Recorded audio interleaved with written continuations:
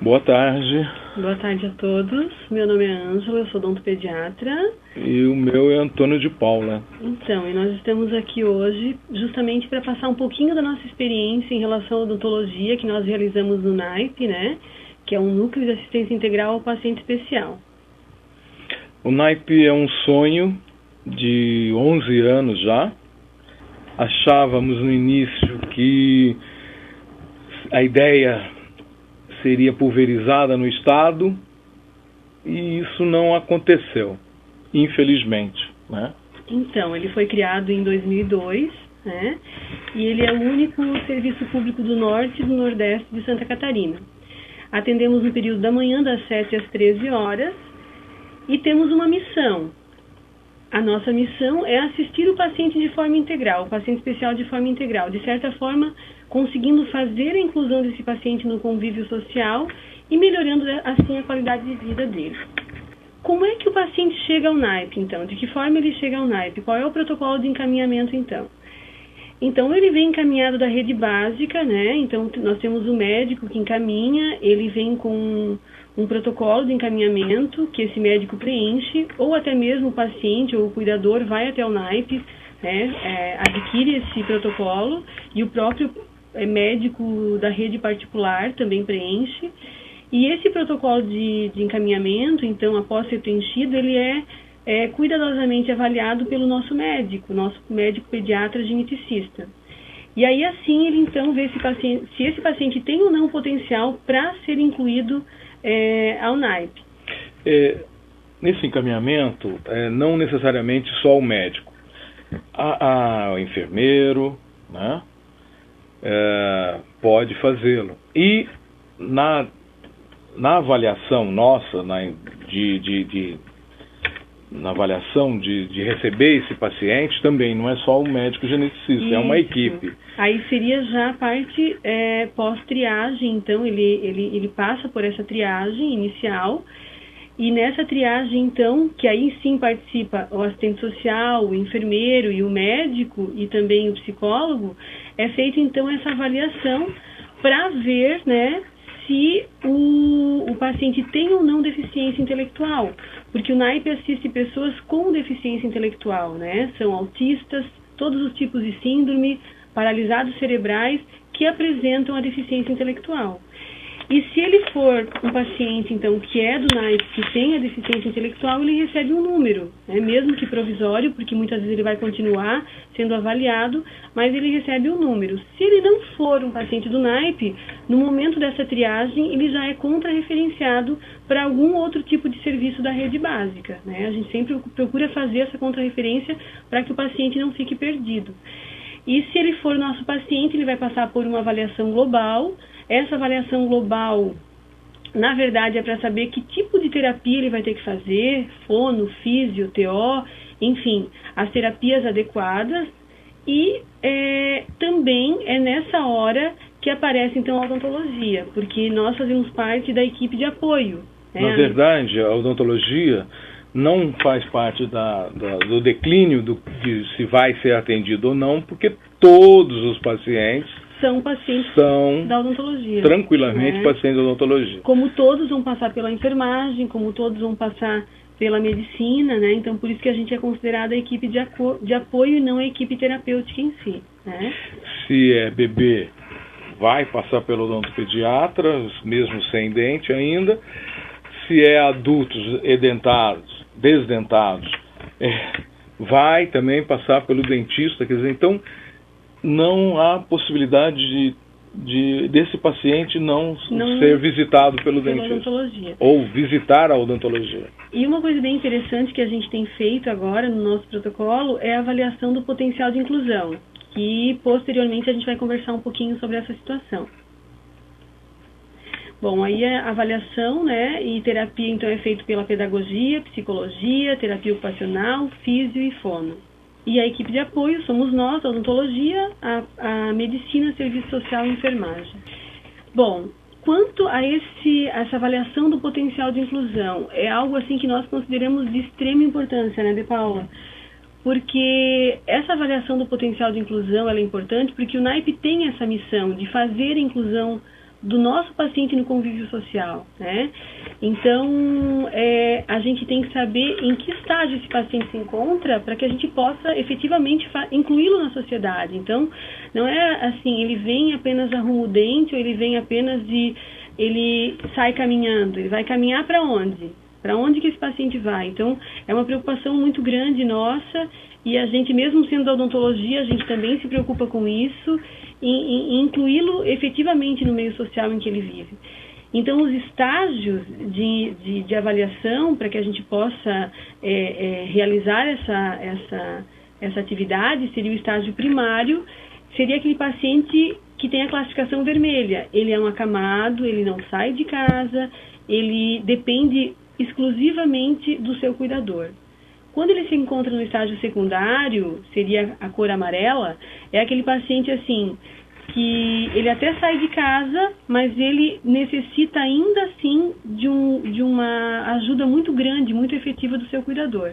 Já na classificação verde, que seria o estágio de formação, ele até sai de casa, ele vai na panificadora, ele faz algumas atividades, mas ele não consegue sair sempre sozinho, ele precisa de alguma forma ser monitorado.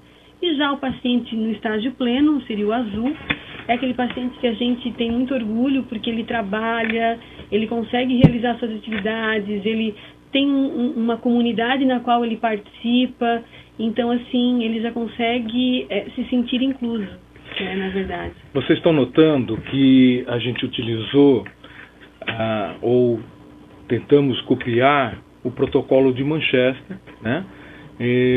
Nas classificações. Essa classificação foi bolada pela gente e utilizando o protocolo de Manchester, quer dizer, dentro do que nós entendíamos de classificação para os nossos pacientes, nós incluímos na cores vermelha, amarela, verde e azul. Classificação clínica, né? Clínica e de inclusão, né, social. As duas, né? A odontologia do NAIP. A gente parte do princípio que devemos mais ouvir do que se falar. Devemos mais ter as respostas dos pais, cuidadores, do que nós agirmos, né?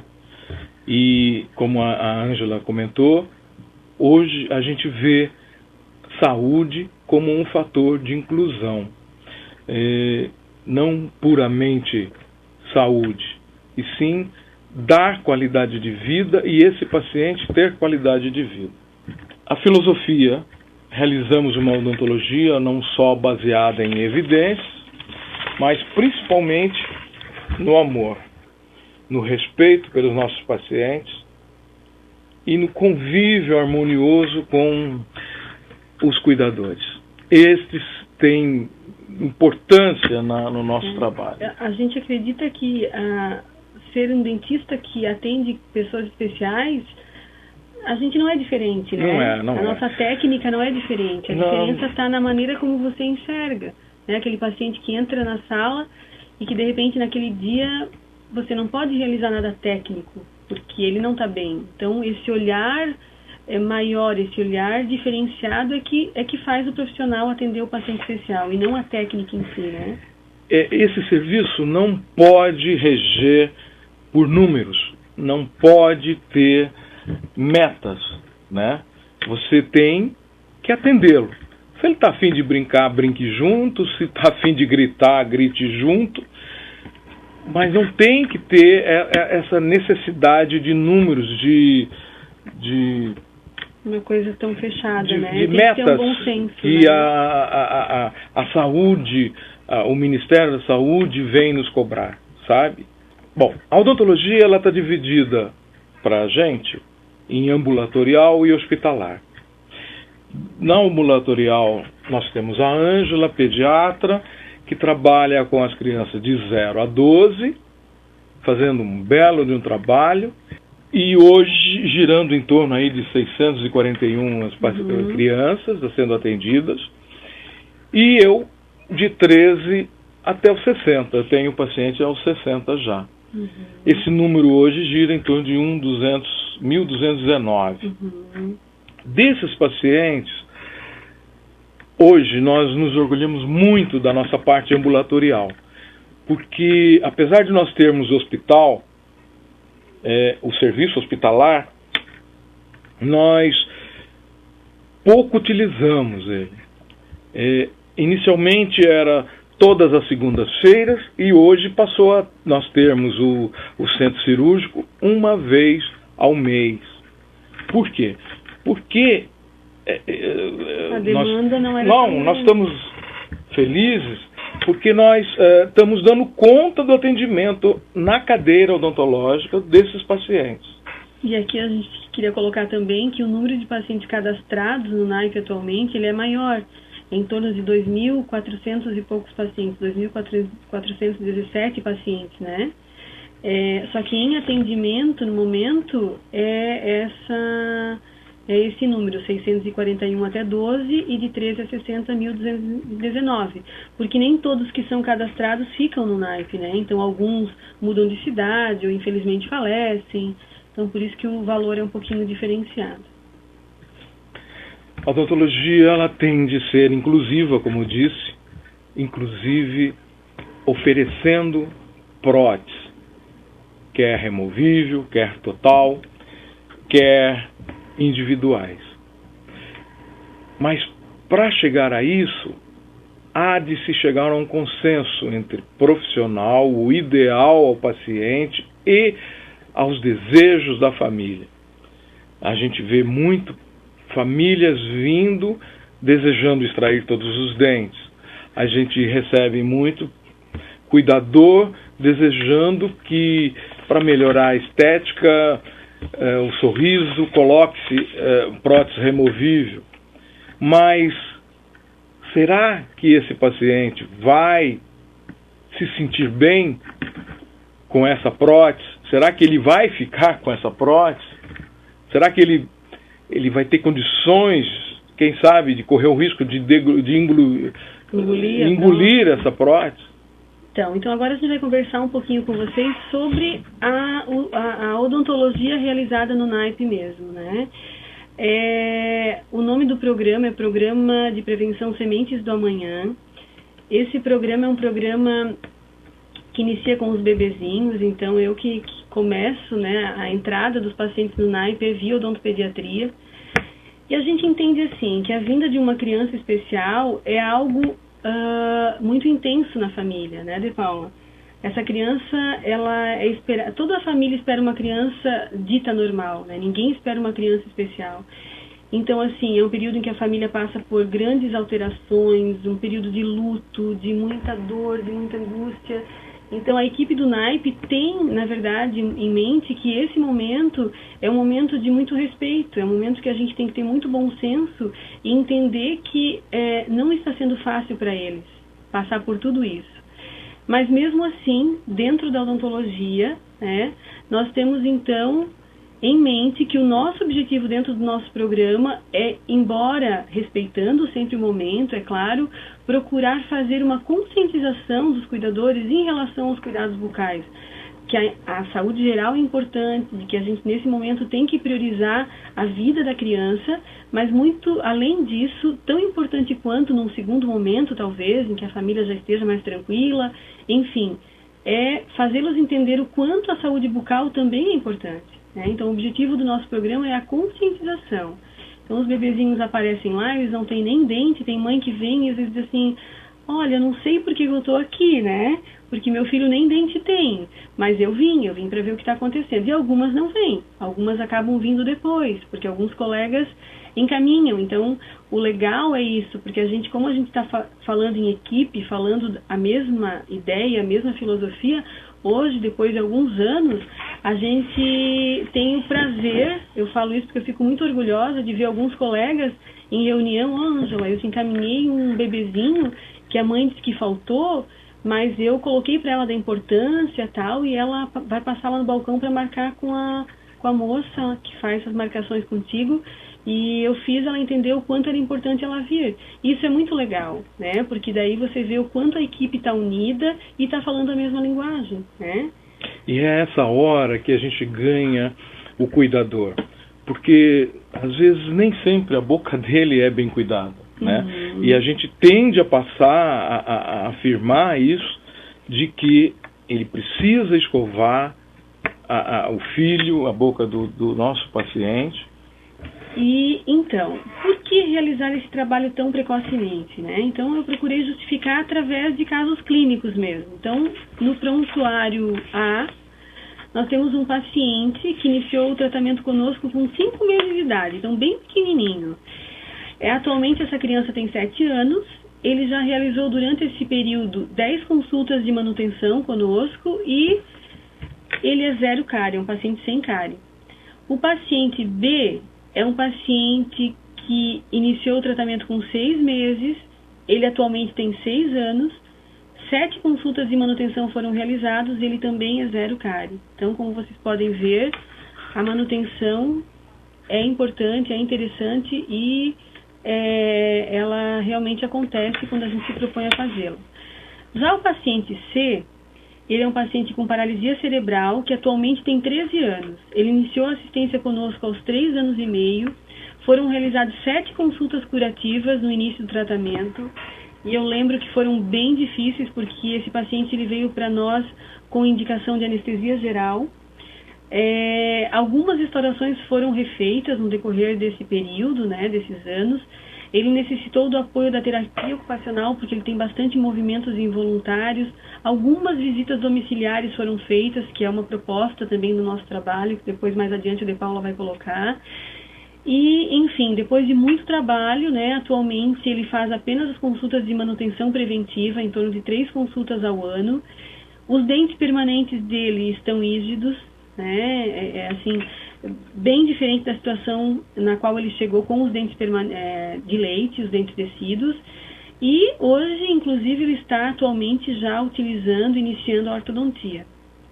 Mas, é claro, atrás de todo esse trabalho, dessa dificuldade, nós tínhamos uma mãe extremamente colaboradora e que, depois de muito custo, porque no início ela não conseguia fazer a higiene da criança, em função desses movimentos involuntários que ele fazia, né?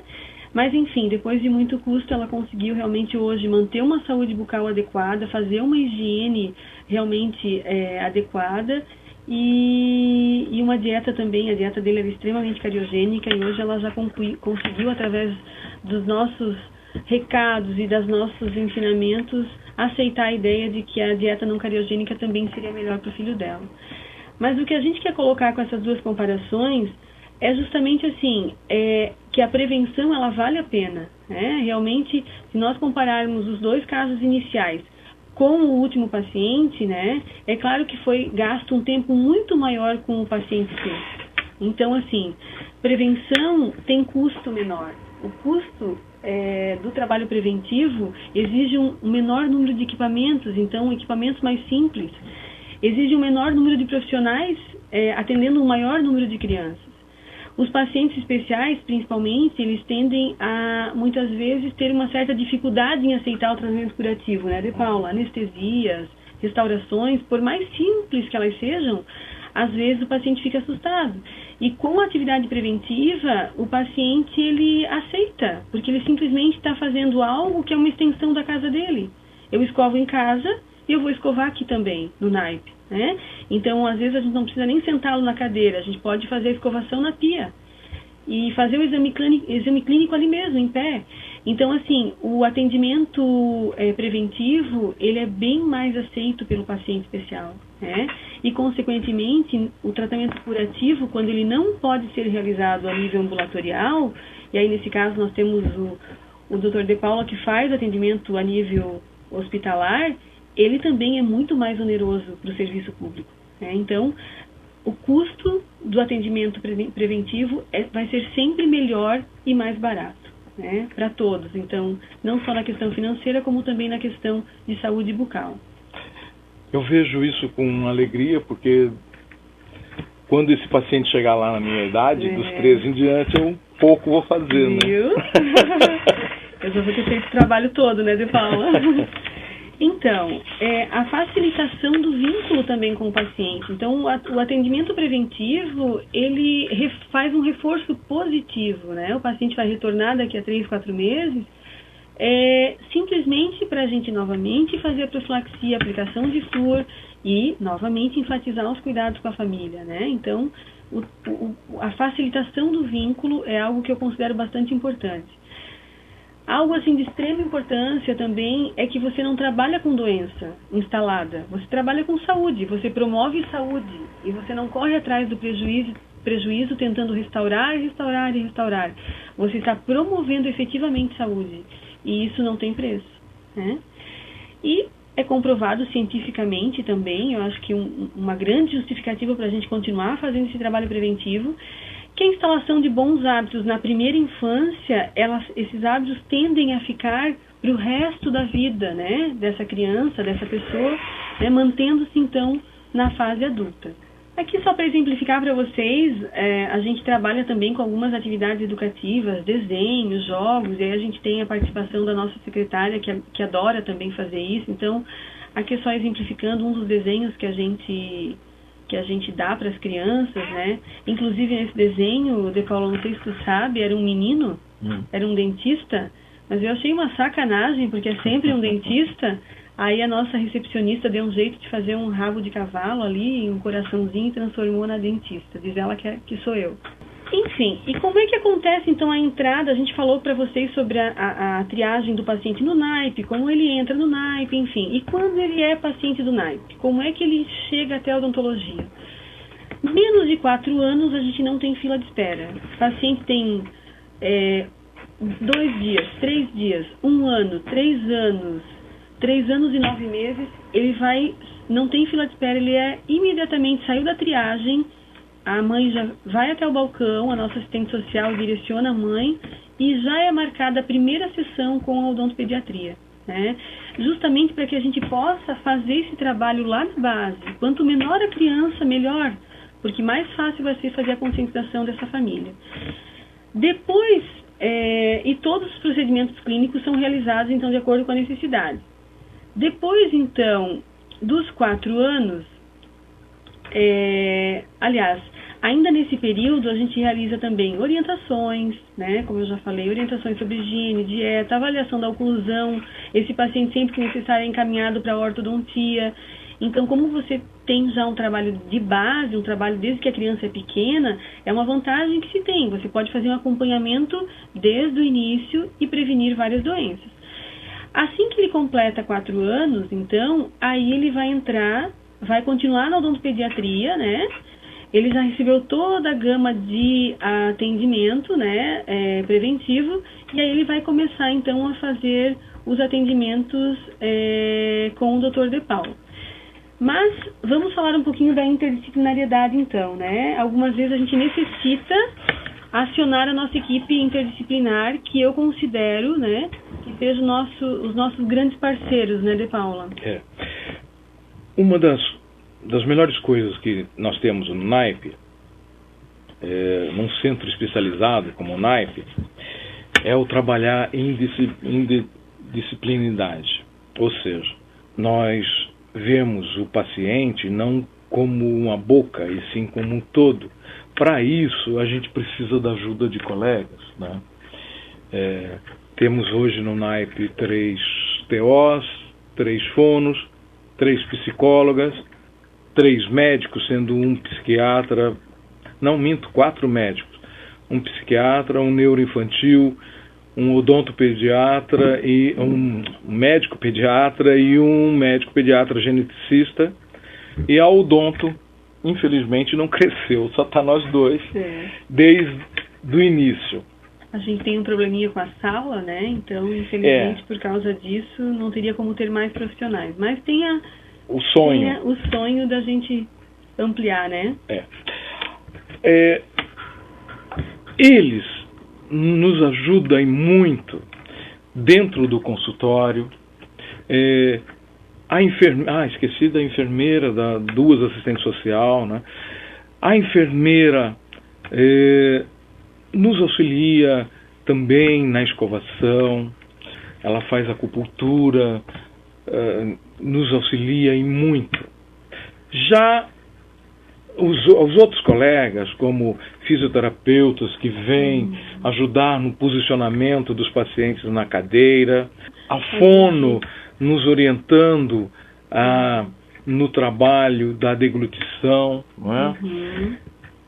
Ao mesmo tempo, nós invadimos o espaço terapêutico deles, ora examinando o paciente lá, porque por eles terem mais convívio, eles passam a ter um vínculo maior com o paciente, e o consultório sempre assusta, né?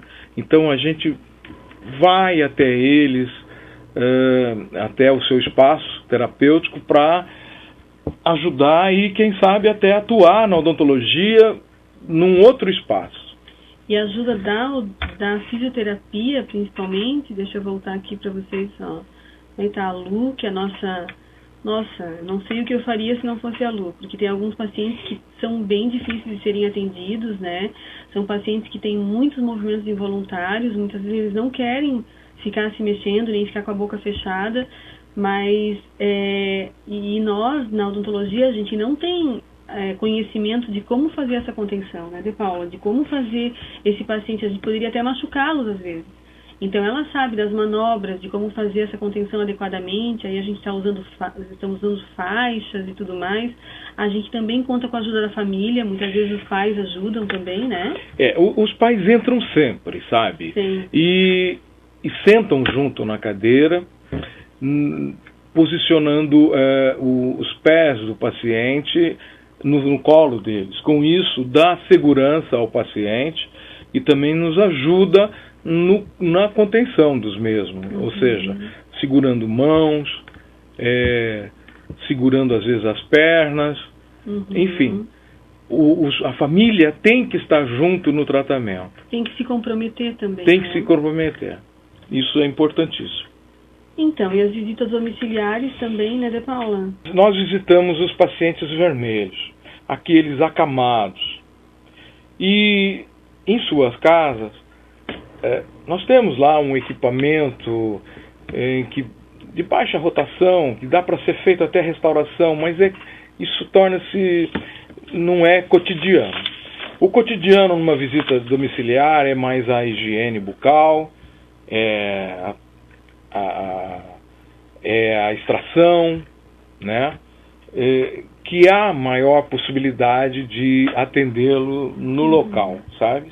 E na odontopediatria, muitas vezes também a gente faz a visita domiciliar, nós fazemos sempre com a terapeuta ocupacional, porque às vezes eu observo no consultório que a higienização não está boa, que a criança, que o cuidador, na verdade, não está escovando porque ele não quer, e sim porque ele está tendo muita dificuldade. Então é nessa hora que a terapeuta ocupacional entra com os seus conhecimentos, muitas vezes engrossando um cabo de escova, porque a criança não está conseguindo higienizar, porque a escova é muito fina, então fazendo uma órtese, que a gente chama, ou efetivamente a mãe não está encontrando o local adequado dentro da casa, né? A cadeira não entra, a cadeira de rodas não entra no banheiro. Então, muitas vezes, a gente já chegou até a fazer algumas adaptações com almofadas, enfim. E a gente não teria como fazer essas adaptações lá no naipe, lá dentro do consultório. Então, é importante que a gente vá até a casa do paciente para avaliar a realidade em que ele vive e podermos efetivamente fazer uma ajuda, né? Porque muitas vezes o pai chega lá, poxa, mas não está bem higienizado, não está escovando. Então, a gente tem que olhar um pouquinho, né? Aí é o diferencial. Conhecer o dia a dia do paciente. Ter às essa visão, ele não tem nem uma pia para fazer higienizar. essa higienização. Então, assim, né? a gente, na verdade, a gente sempre diz que pra gente é um aprendizado, é uma grande oportunidade. Todos os dias a gente aprende e muito com eles, né? E agradece pela vida que a gente tem, porque a vida deles nem sempre é fácil. E os estudos dos casos clínicos também, que nós fazemos, né? Com outros profissionais, então a gente avalia casos de vários pacientes e é feito a cada 15 dias reuniões nas quais esses pacientes em questão são avaliados. Deixa eu fazer um adendinho só. Uma coisa que nós, da odontologia, aprendemos com os nossos colegas de fisioterapia e terapia ocupacional é a importância do desenvolvimento dessa criança, né? Logo no início, sabe? dando a ela uma condição melhor de crescimento, né? Tipo, porque é de bebê que o desenvolvimento, há o desenvolvimento maior, né? Nesses primeiros 3 anos de vida, nessa primeira infância, a possibilidade da evolução ser maior é muito grande. Então, por isso que quanto mais precocemente for feita todo tipo de terapia, fisioterapia, fono, TO, a possibilidade de sucesso é maior, né? Inclusive, uma criança dita normal, que não tem esse estímulo nesse período inicial de vida, ela também pode ter dificuldade. Ela vai ter dificuldades. Não necessariamente o especial. Então, e ainda falando em interdisciplinariedade, né, até para a gente terminar sobre essa questão, agora, como vocês podem ver, é uma reunião que nós fazemos também, a odontopediatria que faz. Uma vez por mês é a reunião de nutrição. Participa o médico pediatra, a fono e a odontopediatria. Nós tínhamos antes uma nutricionista, mas infelizmente por alguns motivos ela não pôde mais participar. Mas nós assim achamos que foi tão rico, tão importante essa troca de informações, que nós resolvemos não parar, mesmo sem a presença do nutricionista. E até porque a gente pensa em ter logo também, né, novamente, mas assim, com a ideia de continuar a atividade de tão rica que foi, sabe? Então, o foco são os bebês, os cuidadores dos bebês, justamente em fase de introdução alimentar, quando está sendo feito o início, né, da alimentação sólida, pastosa e líquida com as crianças, e justamente porque é nessa hora que você pode realmente direcionar de forma mais adequada. Depois que os hábitos já estão instalados é bem mais difícil. E a gente trabalha muito algumas questões, por exemplo, como mamadeira, uso inadequado de mamadeira, causando cárie de mamadeira noturna, que é algo assim muito comum entre os pacientes especiais, porque às vezes eles têm dificuldade de deglutir, então assim, não conseguem se alimentar e já estão na fase de ter que comer alguma coisa sólida. Então mamadeira de madrugada, várias vezes, porque é mais fácil. E aí onde entra a nossa equipe tentando orientar os pais do quanto a comida naquele momento é importante para a criança, e não só o leite. Ela não tem que mais tomar leite como um alimento principal. O leite também é importante, mas acaba sendo complementar. Ela precisa de alimentos para crescer forte, saudável. Então é muito rico, assim. É um momento no qual eu acredito que a reunião de nutrição é preponderante no programa de prevenção. Fora a reunião de prevenção, aí de nutrição, nós temos um médico que é metido a chefe de cozinha, e ele bolou um programa onde ele desenvolve um trabalho com as mães, ensinando a aprender e comer. Aprender a comer é o nome do programa. E é onde ele ensina fazendo, ensina a cozinhar, papinha. Para que o prato fique colorido, fique bonito, para que a criança tenha vontade de efetivamente de comer. É muito legal. Então... É um programa que já ganhou até prêmios, né? E, enfim, demonstro com isso a criatividade do profissional de saúde, que quando quer desenvolver com amor, nós conseguimos, sabe? Então, e após completar então 4 anos, a criança continua ainda na odontopediatria, mas até 4 anos assim a gente procura passar o maior número de informações para esse cuidador a respeito dos cuidados de forma geral, né, com a saúde bucal. E após 4 anos então, ela fica comigo, né, na odontopediatria até 12 anos. Com 12 anos, ela então, quem assume é a De Paula, né? As crianças estão já totalmente já nos avisaram que estamos nos finalmente. Bom, então sobrou para mim, eu vou falar rapidamente. Dos 12 em diante é comigo. O que nós fazemos hoje? A odontologia. Dentística, pério, endo inclusive de molares e cirurgias menores. Há aqueles pacientes que nós ganhamos no papo, há aqueles que temos que fazer contenção e aqueles que tentamos com dormonide, tá? Aqueles que não funcionam dormonide. E aí entra o atendimento hospitalar. Nós temos um hospital estadual, o Ranjit Schmidt, uma segunda-feira, o centro cirúrgico, numa segunda-feira ao mês, que é a segunda-feira do mês, onde atendemos 2 pacientes sob anestesia geral.